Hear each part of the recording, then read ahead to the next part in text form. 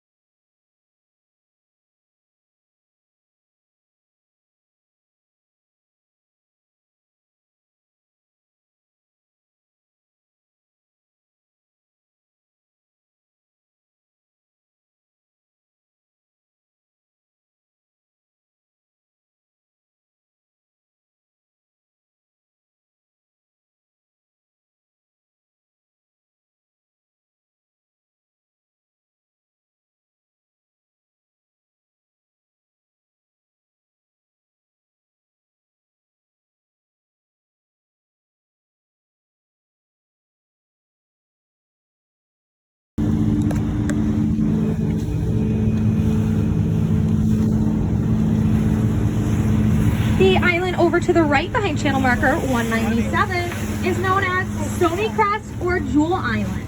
It looks pretty boring, but it did once house a 30-room mansion.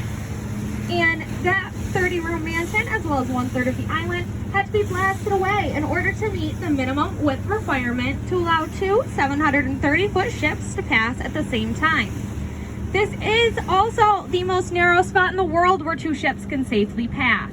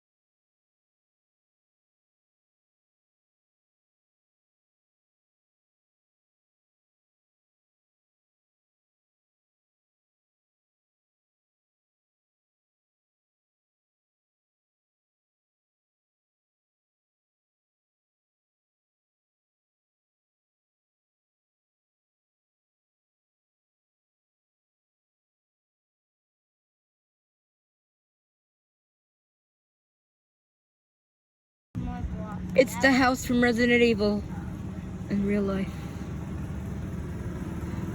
Let's go find some vampires.